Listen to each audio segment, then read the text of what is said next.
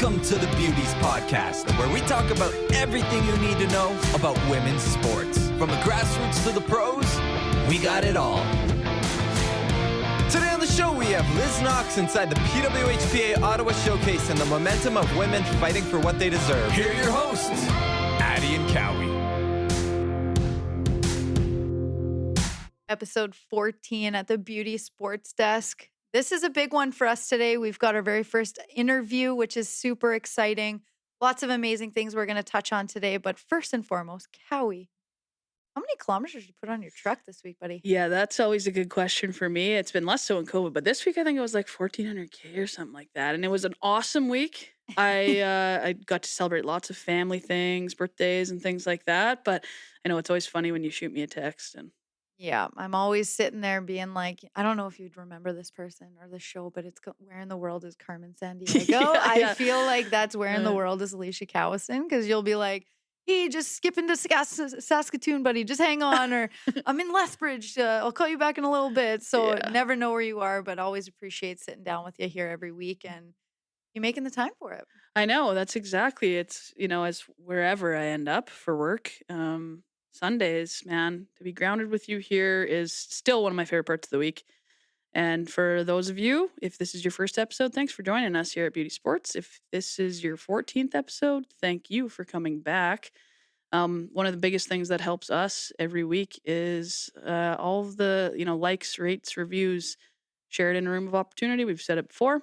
So we appreciate you joining us. Yeah, absolutely. So this week we're lucky enough we were able to sit down with Lix Knox, who's at the PWHPA event right now in Ottawa, which has just been like unreal. Wasn't unreal. it? Yeah, fun to watch and easy to watch, eh? Yeah, and the first time they've been in Ottawa. Yeah. So I love when I see that expanding into new markets, expanding into different, being able to showcase exactly what they're trying to into different people. We have some buddies that moved to Ottawa that were there. So very cool event for them. Very cool to see them in Ottawa. I know. I wish we could have just hopped a bird to Ottawa. I would love to watch in person, but I do enjoy the PWHPA's website had a link that you could click that would jump you straight to the stream that was on CBC Gem. So had hands up to them on being super accessible. I loved it. Yeah, no, they did a great job. A little bit of shifting around for their lineup because they Scotiabank region for Calgary, they distributed players within the teams, which was really cool because the Olympic players obviously needed a well-deserved break. Yeah. So the hockey is so high quality. It has been absolutely amazing to see that whole thing. So heading into the championship today, before she gets into it, we were able to sit down with Lix Knox to talk about a bunch of different things. Yeah, it was an opportunity for us, and appreciate her so much for being the first interview that we had. We were pretty confident that it was, we knew what we were doing, but we've also come here and thought we recorded a whole episode and then left with nothing. So she was a great first guest for us. It's one of those things, we've said it before, hockey is a small, small world, and I've never met her in person. But it doesn't feel that way. We've messaged back and forth on Instagram. She joins us today, and it sounds like we've known each other for 15 years. Like it was, yeah. And that was one of the cool things that she mentioned about, because we wanted to talk about, what is it like at one of these events? Yeah. And she just says, love, man. Yeah, it's love. Catching up with your buddies. Yeah. Like I can only imagine. Yeah. So, I think we're gonna jump right into it. Yeah, absolutely. We hope you guys enjoy our time with Lix Knox. All right. So this is going to be such an unbelievable episode. We've got an interview with the one and only Lix Knox coming to us from Ottawa with the PWHPA. So before we get into it, the best part about it is always doing the highlights of your interviewees, because that always makes everybody super comfortable. Because Lix Knox has a resume like no other. Laurier alumni, 2010 CIS MVP, CWHL member with the Markham Thunder, PWHPA member, board member, commentator, and not only that, firefighter and a wife, and somebody who I have had the absolute pleasure of being able to share the ice with. Lix Knox, welcome to the Beauty Sports Desk. How is Ottawa treating ya? Wow, what an intro. Yeah, it's been awesome out here, honestly. The hospitality's been great, and yeah, we're one day in and here we are on championship day, so we're pretty pumped. And you know what? When watching the games yesterday, the fans looked awesome. Yes, I was really impressed with the turnout, honestly. I think they were a little shy. Like it's hard when we're doing these showcases because they have favorite players on both teams, and they kind of just cheer for everyone, which is kind of a cool setting to be in. But great turnout, and I'd expect to see hopefully a little bit more today as well. Yeah, for sure. And it's interesting because you're right. In these showcases, you get players from both sides where you're like, okay, well, I love her and she's unreal. And everybody on the ice is phenomenal. So you're just out there supporting the love of hockey, which is great. But for the listeners that may not understand the PWHPA and what the long-term goal is, would you be able to just give like the Noxy snippet of what the goal is for the PWHPA? Yeah, I'll try to kind of summarize it. Sorry, excuse me. So the PWHPA is an association of players that we basically formed when the CWHL folded. And originally, our initial concept was basically just we need to get all these players on the same page and kind of change the trajectory of what we've seen in women's hockey. Sorry. And so it started out very, unclear, very just what are we going to do? It was literally just players. We had no support staff around us. We were just like, we knew we had to do something. So slowly we started to build out our team with Ballard Spar, who's our law team. Billie Jean King Enterprise came on as advisors to kind of help, direct us and guide us. And then, of course, we hired Jana as our operations manager. And then we started to build out like our sponsorship team, and it just kind of kept growing and growing. And these are all just networks that, us as players have been in. And so when we finally kind of put it all together, our overall goal is to create a sustainable, viable future for women's hockey. And when we say sustainable, it's not just, 5 years down the road, 10 years down the road. Like the thing that's been missing in women's hockey and, sometimes in women's sports is just the business model that, these investors can come to, see their money grow, see the long-term, viability for them, and also obviously create opportunity for women to stay in the game. So it's been a long 3 years, I'll be honest with you. It hasn't been easy, but I do feel like we're closer than ever to achieving our goals. I love that. I think that sums it up really well. And that's one thing that, Addie and I talk about on a weekly basis is having a place to dream, right? And I know we've sat here in our chairs and talked about how connected women's hockey is. And I mean, you and I have never met in person, but we got connected through this sport. And it kind of just feels like you naturally know each other, even though you don't. Yeah. And so I think for our listeners, just to hear that inside track of what you guys are working so hard for. And I mean, Addie and I from our chairs want to say thank you because we coach a spring hockey team of U13 girls who are excited to be the next Lix Knox or the next MPP or whatever. And so for all the hard work you guys put in, sitting here in Winnipeg, Manitoba, a lot of appreciation for you and the rest of the team that's working so hard. Well, the love is felt all around, honestly, because that is exactly why we did this. And, when we named our tour the Secret Dream Gap Tour, obviously Secret came on as a sponsor in our second season, but that's the whole point is like there's this gap in what little girls have to dream to be. And we're lucky now that, they can see Mary Phoebe play on TV and they can see these girls at the Olympics. Obviously a thing that, the three of us also had growing up, but outside of that, we need them to be able to see themselves in more role models on TV on a more regular basis. Yeah. And I think at the core of it, that's something that's really kept our group united. And again, that's not to slight any other league or anybody else. I mean, I think everybody, women's hockey is working extremely hard. I think we all want this game to move forward, and this is just our approach. Absolutely, but I think that's we couldn't agree more. I feel like we've said that a few times. We're trying to do what little we can do from our chairs here to make some noise and bring light to it too. So Exactly. I think, lightening it up a little bit. We do. Obviously, I saw you on IG doing your little handshake with Erica Howe. just for the listeners here, how dusty were your pads? Did you remember how to put your stuff on? And are we going to see you again at the upcoming Washington Showcase?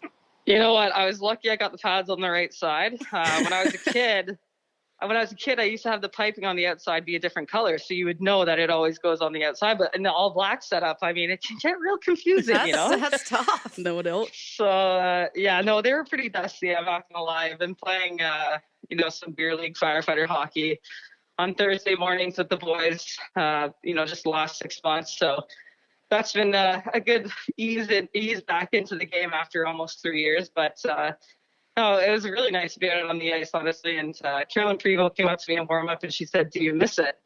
And I said, honestly, I didn't miss it until this very moment. Like that feeling when you're out on the ice with your team and, everyone's going and the tunes are there and, you can just feel the vibe. I was just like, man, I forgot what that felt like. And, spoiler alert, you will still be out in Washington. So I'm pumped about that. Awesome. Got a spoiler alert. I love it. Yeah. No, it's great. Honestly, it's a great team. It's and it's one thing that like when you play, like as soon as you say I didn't miss it until this exact moment, every hockey player knows exactly what you're talking about. As soon as you're around the players that you played with, you get the eye of the tiger going in the in pregame warm up. It's nothing like it. So could you maybe just dive into a little bit of what the behind the scenes looks like from a player perspective for one of these showcases? Like, we recognize that these are women that are, taking time away from their spouses, their kids and stuff like that. So what does a player perspective look like at one of these showcases? Honestly, it's been really unique. And the one thing before I give you like a snippet of what it looks like the sacrifice that these players have made, in terms of what they're giving up at home or at work, or even, jumping ship and going to a different league. Like, it's no secret in this circle of players that this is not where we want it to be, but it's put on by literally a handful of extremely hardworking people and our volunteers and the people that we have on our events coordinating side, marketing. It's all the same, core group of people.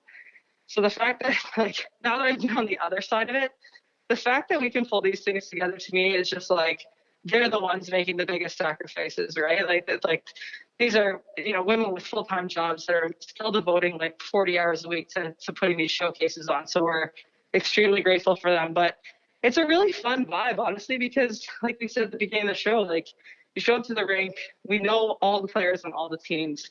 We've played with everybody. So yesterday, for instance, you're down in the locker room getting ready and Montreal was coming in, getting ready for their game. We're in between periods. And of course I saw Cax. So I was like, well, I got to get out of the room and go say hi to the girls. Yeah, for sure.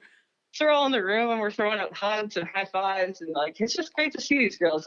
And I think in those moments, you kind of really realize how big this family is. And yeah, of course we get on the ice and it's highly competitive because every game matters. Every game is a chance for you to go on to the gold, the championship game, which is the only chance you have to take home some money. So It's created a really competitive environment, but once you step off the ice, it's so fun. It's so fun to be around, these elite level hockey players who are, on the same path with the same mentality as the rest of us, which is just we're slugging out these few years and, we're getting closer every day.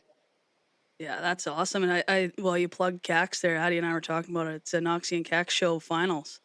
So yeah, that's pretty exciting. That's it. If I thought I was going to get the nod to start, I'd say we could get a tilt going or something. But I don't think that's in the cards for me. Yeah, right on. We do want to. I know we don't want to steal too much of your time, but we do want to give you an opportunity. I've talked about it on the show before. Addie and I have talked about it. I drove from Brandon to Winnipeg yesterday and was listening to the Noxie and Cax show, the most recent episode with Cassie Campbell-Pascal, which I'm a big fan of yours, both of you, and everything that you're doing. So I wanted to give you a chance to, talk about how that kind of came to be. And I think the message is obvious that you're just trying to bring these players to a new level of understanding for the fans. But can you talk to us, how did that get rolling and what can we expect in the future? We saw that it was 10 weeks and I was choked about that, bud. Yeah. So the opportunity kind of came like out of the blue. I had been on Steve Dangle podcast a couple times, especially when the CWHL folded. And I know Steve and Adam Wild and, kind of knew Jesse Blake were the three guys on their show. And yeah, Adam called me out of the blue. Was like, hey, I want to do a women's hockey podcast. I was like, yeah, that's sick, man. Like, you want me to come on and talk? And he's like, no, I want you to host it. And I was like, Adam, like, I don't even listen to podcasts. Like, like, what are you getting me into? He's like, no, it's fine. He's like, just be yourself, have some great guests on, talk about hockey, talk about whatever you want. Yeah. So I was like, well, I could do that. Like, so he's like, you need to think of a co-host. And I was like, instantly, I knew I wanted to have Cax on. Like, I had a couple other people in mind. Obviously, Ayla Sporfar, she's already kind of in the sports media scene. Right. Yep. And obviously, I have some close friends like Erica Howe that I just knew I would have a good time with. But it was really important for me, honestly, to fairly represent our French population. I mean, their fan base is so tight, and Cax and I go back to CWHL Players Association days, and she's just a girl that, like, every time I see her, typically it's at a bar, but every time I see her, we just get along so well, and it's lighthearted, it's fun, and she's got an incredible perspective for the game, working for Sport Logic. So yeah, I actually ran into her at Kingston at the rivalry series game, and I said, Cax, I got a crazy idea for you. I might be starting a podcast. You want to be my co-host? She's like, yeah, Knox, yeah. I'm like, no, this is a sober conversation now. Like, yeah. Because we're really doing this. She's like, no, yeah, let's do it. So it's so fun, and that's pretty much what the show is. I mean, we're very fortunate to kind of know our guests and already have a certain level of trust. And as you guys know, I mean, that's just like me coming on here. Like, you're talking to your pals, and you give them the opportunity to tell stories that they want to tell. And of course, it's just about telling their story. And I think that's one thing in women's hockey that we need more of, because it's great to see, the snippets of these elite athletes, but who are they away from the rink? You see in the gold medal game, like the easiest story obviously is Mary-Philippe Plante. She scores the biggest goals in women's hockey history. What is she like away from the rink? Sure. And she's definitely on our radar to have a guest on, but she's exactly as she seems. She's humble, she's adorable, she's kind, and we just want to try to give our already women's hockey fans, and then expand, say, hey, these are some of the people that represent us, and they're incredible, they're funny, they've a lot of them have full-time careers outside of hockey, and it's just a good time. Yeah. Oh, yes. It is. Podcasting is such a good time. Yep. And we've talked about that a lot too throughout our podcast, is people resonate with the athletes. So like, you guys are playing in Steve Yzerman Arena. He's my favorite player growing up. I was like, you have these, because when you get to know them, you feel more connected to them, and then you feel more connected to the things that they're a part of in their community. So I think it's brilliant. I think it's amazing. Has there been any major takeaways or stories that have come up that have kind of surprised you guys, or any I mean, the Alexis Biller, like, when she just like casually told us that she biked across the states. yeah. I know. I was like, wild. Like, and you guys know this, like, you go into, so we give our guests like kind of a rundown. Hey, this is what we're going to, try to talk about. And then anything else you want to, any direction you want to go, we'll just go with you.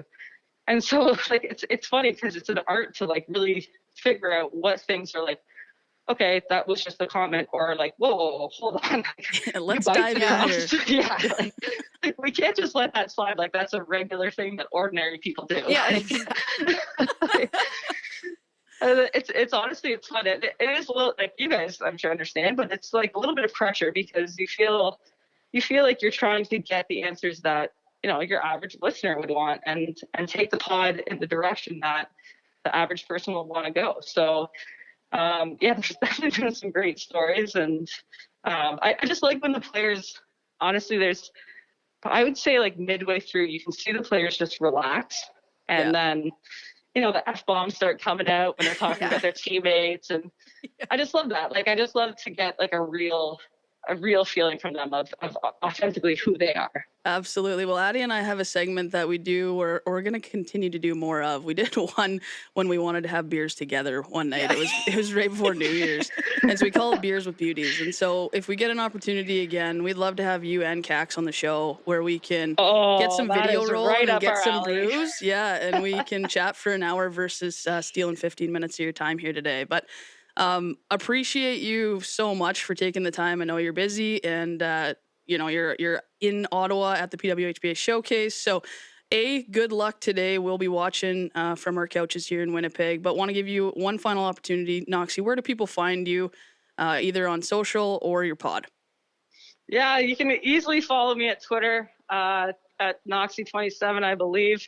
I'll be honest, I came back to Twitter after 3 years of a hiatus, so I try to stay active on there. But the pod's on Apple, iTunes, and you get at Spotify. And I mean, social media is great, but hopefully, we get to see you guys out at some games, and certainly Absolutely. down the road as well. Right on. Absolutely. Well, thank you so much, Noxie, for your time. We appreciate it, and good luck today. Awesome. Thank you guys so much for having me. Okay. Cheers, bud. Bye. So now as we move out of the interview with Noxie, that takes us through, we had a really good conversation about a lot of things afterwards that she talked about. But really, at the end of the day, the thing that was so cool to hear is just the amount of love, passion, drive, camaraderie, and truly community creates change. And that's what they're building there. Yeah, and the PWHPA, Professional Women's Hockey Players Association. It is a collective. When the CWHL folded, it was a collective of them. As you said, it's a community of them driving change. They're making a conscious effort to do it their way, and she said it. They're closer than ever to what they feel will be a sustainable long-term league. Yeah. And how encouraging, first and foremost, like to be a part of something like that and to see it continuously grow. I don't know if there's a better feeling when it's your passion, when it's your love, when you grew up and you see the change and it's happening right in front of your eyes. Yeah. Is there a better feeling? Well, she's got her mitts all over it and she speaks so eloquently to it. And I think you don't invest that time, energy into it if it doesn't bring you some level of gratification for sure. But I'm sure, man, I guarantee you there's been a lot of hard slug days for those ladies. Oh, for sure. Well, even if we're talking that, think of a 6-year court battle for Right. equality. Right. U.S. Women's National Team. If anyone listening gets an opportunity, there's a movie called LFG. You can figure out what that stands for. It's worth your time. And it does dive into deeper their court battles and their communications back and forth with their lawyers and their teammates as they collectively, as a community, fought for change. And this week got some really friggin' awesome news that they've won their first battle in that lawsuit in a $24 million settlement. And I also loved that the first thing on their minds was FIFA's next. Yeah. We're not done fighting. We're not done. We're not done here. Because if you try to put into context 6 years, like my son is 3.5, and I can't even imagine my life before him. Yeah. Yep. 6 years For sure. for equality. Well, Like, and it 6 seems- years of this, right? Oh, my Heartbreak, hope, gosh. heartbreak, hope, heartbreak, hope. Like, oh, Yeah, no, there's and to be, and that's what I was going back to say with before, to be a part of that movement. You're going to be able to look back in the rest of your life yeah, and say, I didn't give in. yeah, I knew what I was worth. I knew what we as a community were worth, and we knew what we could change. And look at what they've done. yeah. Look at what they've done. It is absolutely incredible. And we're seeing this across the board, essentially. Well, that's exactly right. We are seeing it across a multitude of lanes of women's sports. Liz Cambage is another prime example that has stood up and said, this is supposed to be the best league in the world, and I don't feel like I am Treated as such. treated like I am. Yeah. No, she's telling her personal stories of she's obviously uh, significantly taller than you and I, Yeah. for one. No questions And there. yeah, and the fact that she has to pay for the upgrade of her flight personally because she actually doesn't fit in the economy regular seats on an airplane. Yeah. And it like my head always goes a thousand different directions when we talk about a conversation like this because I always think, how did we get so far off? But then how do we still at the same time remember how far we've come? Right? Like, because when you're talking about, like, even with the USA women's, they were talking about things like they should also be chartered flights. Like, how is that In what even world is it not? Yeah. how is that even a question Yeah. if they should be chartered flights or not? And it's almost as though why and we can I know everybody's going to say money. They're going to say this. That has been proven that women's sports brings in money.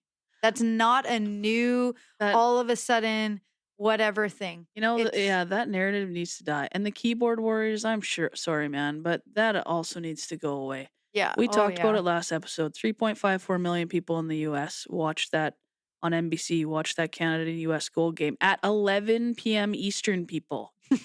It's not like they watched it at 7 o'clock at night with their buds. Yeah. They had to make a conscious choice. We've seen US women's national team or soccer teams break records, fill stadiums. It is proven that there are fans of women's sports. I'm sorry, this bullshit narrative that it's no one's gonna watch it needs to go away. Yeah, because even when you're talking about the women selling out stadiums, what was it, 70,000 Yes. fans for Yeah, Manchester? exactly. This year, it was like not like last month or something. Mhm. And then on top of that, last year, the women's WNBA final, Mhm. highest rate, sold out every game. It was insane. Yeah. Highest rate of viewership, sorry. And then the Commissioner Cup on top of it. Oh, Like there's all sorts of NCAA you basketball. We can go down the list. There are tennis, examples. golf, Yes. Solheim Cup. Like, Yeah. what are we talking about anymore? What Yeah. are we even talking about? So that narrative change, people that are saying, and this is going to be blunt, people that are saying that nobody watches women's sports are just not right. It's just it's No. over. And they're the not whole thing, informed. and they're They're not not informed, and they're not trying to be informed. No. It just sucks that like, and it is what it is. People are always gonna But say what they're gonna say, Y- but it's over. it is over. And I think you and I, like, every Sunday, and you have, like, we do a lot of talking and work throughout the week. There's a lot of time we invest into this. And every Sunday, without fail, you showed up at my door today at 6 a.m. because that's what time worked for Noxie before she has to leave for the bus with the bus to get to the game. Yeah. To me, what I want to take away from this is that when we looked around the news today, wherever I was in the world, when you text me, when it was the US women's national team winning that lawsuit, when it was Liz Cambage stepping up and saying this, when we interview Noxie and she's saying, yeah, we're getting closer than ever. But she talked about the collective of volunteers that are helping drive this thing for this. Every listener here today, I think what we need to take away is that we're standing up for it, man. Yeah, we're with it. Yeah, where at lots of points in history, women we sat and crossed our legs and sat quietly in the corner, and not anymore. No, it's we're not visitors anymore. Nope. Yeah. We've got an identity in sport. We've got our fingerprints all over it. Yep. It is a culture and it is a machine now of its own. And man, is it exciting. Well, and the domino It's effect of women agreed. empowering women and doing that without knowing you're doing it right. Seeing for us, talking to Noxie and hearing what they're working on in the PWHPA rather, lights a fire in my belly. Yep. Reading about Liz Cambage lights a fire in my belly. Yeah. You take something away from it because you see people like you that you can identify with go into battle. You see people that we grew up playing with or against or whatever who know their worth and are fighting for it. And I think if that's not inspiring to you, I don't know what is. Yeah. So I think if there's like there was so much of what we took out of today's episode, but the momentum, the push forward, the people, the women, female athletes that are stepping up and saying something Hmm. is encouraging and needs to be embraced more and needs to be talked about more because it is huge. And you could even go back to just she's my idol, Billie Jean King. Yeah. What a legend. Yeah. And she's just been pushing Yep. and pushing. Yep. And we need to put well, she is. She's on everybody's shoulders because Yeah. she's an incredible human being. And Yep. it's getting bigger. It's getting bigger. Yeah. And I think, you know, we, there is so much momentum behind it that I do want to challenge everyone listening today to think about your own lives a little bit because I think that there's messages that we can all take away. We've talked about it a lot. And if nothing else in listening to today's episode, I hope you take away two things. That the PWHPA is doing all the right things. Number one. Number two, I want you to be retrospective of your own life and how you talk to your friends, your daughters, your wives, everyone around you and the verbiage you use.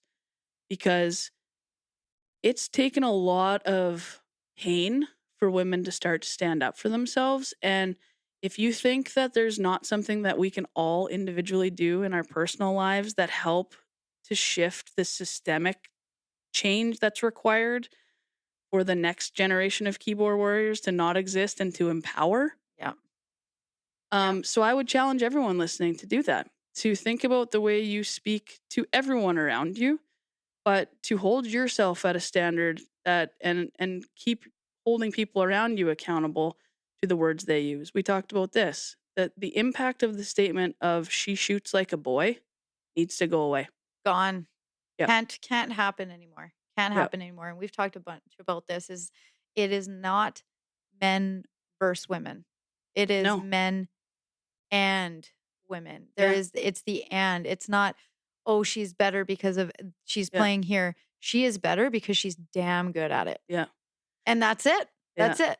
It has nothing to do with anything else. Yeah. So I agree with you. I agree with you. And I think well, you and I both, we surround ourselves with people that help prop us up, right? That's the point. When in high school, in my town I went to, you didn't have a lot of choice because there's not a lot of people there. As an adult, I get to choose where I invest my energy. And man, when I look around, I got a lot of women in my life that are exactly what I hope every little girl sees in this world. They Yeah. believe in themselves, they know their worth, they stand up for each other. It's not she said, he said, she said, doesn't matter. It's right or wrong. Yep. Agreed. Agreed. And it's such a huge topic, but in the same token, it's so simple. Yeah, I say it lots. I've got a shirt that says it, be a good human. Just yeah. No, for sure. For sure. And you see these like at all different events across all different because we cover all sports, right? So Yeah. it's like at every event you see the little 5, 6, 7-year-old girl that says, "You allow me to dream. Like thanks for Yep. you're my hero, you're my idol." That needs to be like propped up like crazy. That's where you got them. Mhm. And then we just have to keep with it as they grow up throughout the years of like, still your idol, still like I that know. conversation and that narrative has to stay consistent. And what a responsibility. And I hope everyone feels that there is a little Yeah. responsibility. Oh, right? totally. What a responsibility to, like, man. Yeah, growing up and because I always like, I feel like I was very fortunate throughout my hockey career and Yeah. my playing career and stuff like that. But I can honestly say there's never been a better time to be a female athlete than right now. Couldn't agree with that more. There's never been a better Yep. time to be a female athlete Yeah. than right now. And so that's where I agree with you in the sense of to do a little check on the way that you talk about women's sports because it can it can spiral sometimes and it's like, "Oh, we can talk about X here and what's going on there." But at the end of the day, like women's sports is its own identity and Yep. it's its own community Yeah. and it's a strong one. Yeah. It's not going anywhere. No, it is Yeah. most certainly not. So, um, we took today in a completely different direction when we Yeah, originally thought, we're but it's closed because closed laptops. yeah, because we felt that it was time to have this conversation with Yeah. all the amazing things that have been happening with women's soccer, basketball, PWHPA, PHF, all these golf, tennis. Like we Yeah. could go on Yeah. forever. Like Yeah. even just, and I was telling you, I was watching the South Carolina Texas Yeah. A&M Right. game over the weekend, and like 14,000 people I know. average Yeah. at South Carolina games. You can barely get seats. 14,000 season ticket holders. Like you can't even get seats. And you know, the narratives are there. It's Did you see even when Paige Beckers entered the game oh, and the entirety of the stadium stood up with their phones that's exactly what I was just gonna say. With their phones because to they knew capture it was the a moment? moment. Yep. They knew it was a Yeah, moment. exactly. And you know who was cool as a cucumber? Paige Beckers, Beckers. baby. She I just was know. like, "Let's go, girls, Yeah, let's go." she was a freaking rock star in that. Yeah, You she know? just got up, chill as chill could be, and What did her a thing. moment. What a comeback! Also, I You mean, know? nice to have her back right at a perfect time. Well, it doesn't get any better than that. I don't No. think Gino's too mad about that one. No, So exactly. yeah, but appreciate everybody today. Appreciate the PWHPA, Liz Knox, all everybody that does what they do there. We're fans. We are going to support you in every single way that we possibly can. And just a lot of love heading that way because we know that it's filled with it. Yeah, I 100% ads. I think Noxie probably takes it as oh yeah, you're no problem helping you out, but that was huge, and you and I left that interview with her at an all-time high. In that the future is bright and we're super super excited about it, and she helped us build that. So it was a fun day. Very, very good day. So, yeah, like before we get into final words, I just want to say thank you to everybody once again for Mhm. tuning in. Um, Tuesday, this is released. We're on TikTok, Instagram, the whole deal. So, Cowie, final words. Another fun episode, buddy. One of the most fun that we've had because we got to do something unique, and I'm looking forward to the future of doing more interviews. But again, once what we said to everyone else, if it's your first time here, thanks for being here. If you come back every week, we can't say how much we appreciate you. Ads, I cannot wait to hang out with you next Sunday. Awesome. Thanks so much, everybody. We'll see you next week.